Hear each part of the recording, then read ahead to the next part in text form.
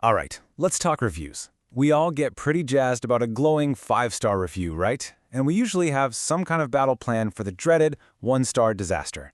But what about all those reviews that live in the middle? You know, the 3-star, the "it was fine but" reviews.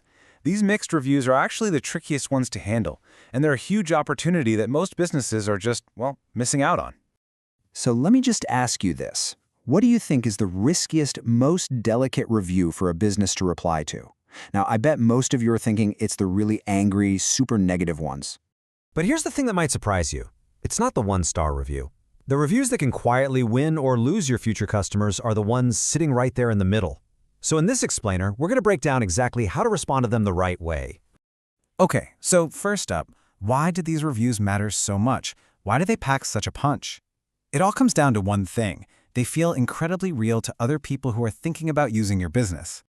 A mixed review is, well, it's exactly what it sounds like. It's got a mix of both good stuff and bad stuff. Maybe a customer absolutely loved your product but thought the shipping was a little slow. Or maybe they thought your team was great, but the communication could have been a bit better. It's a balanced, real-world experience. And this right here is the crucial point. Because these reviews sound so balanced, future customers find them super believable. They don't sound like a gushing superfan or an angry troll. They sound like a regular, thoughtful person just sharing an honest opinion. And that makes your response to them incredibly important. Unfortunately, this is exactly where a lot of businesses make one of two very common and very damaging mistakes. So let's break them down right now so you can make sure you avoid them. The first big mistake is the dismissive reply. That's when you only focus on the good stuff and kind of pretend the bad part doesn't exist.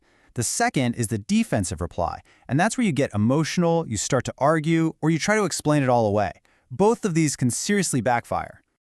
Just think about the dismissive reply for a second. When you say, "Hey, thanks for the great feedback," but you totally ignore the part where they mention a problem, well, that sends a really clear signal. It says either you didn't really read their review carefully, or you just don't care about the negative part. Either way, any trust you might have built just vanishes. And the defensive reply? Oh boy, that can be even worse.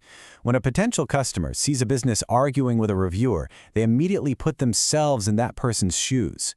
And they start thinking, wow, okay, if I have an issue, is this how they're going to treat me? A defensive tone can scare away future customers before you even know they exist. Okay, so we know what not to do. Let's flip this around and talk about the solution. There's a simple, super effective framework you can use to craft the perfect, balanced reply every single time. It's a really straightforward 4-step process. First, always thank them for their time. Second, acknowledge the good stuff they mentioned. Third, and this is the most critical part, you have to explicitly recognize the specific concern they brought up. And fourth, show them that their feedback is actually valuable and that you're going to use it to get better. It's that simple, but man, is it powerful. So what does that actually look like? Well, here you go.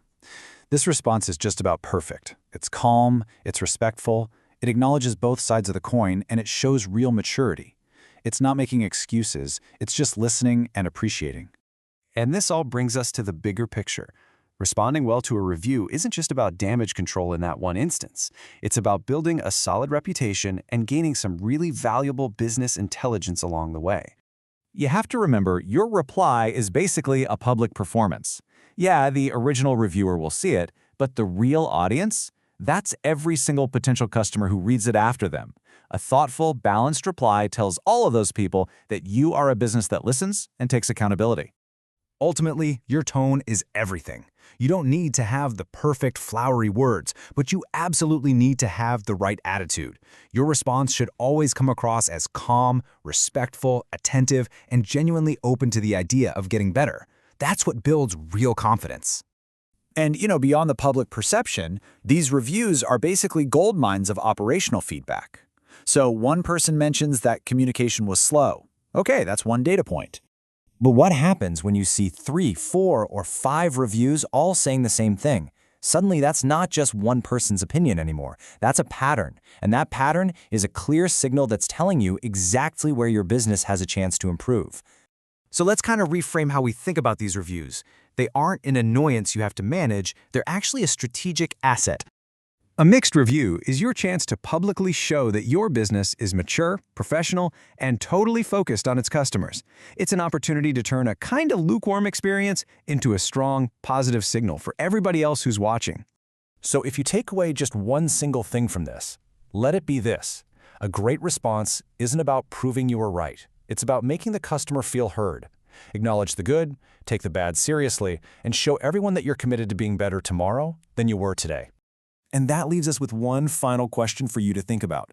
Go take a look at your own recent review responses. Are they showing the kind of balance and professionalism that builds trust? Or are you accidentally being dismissive or defensive and missing out on a huge opportunity?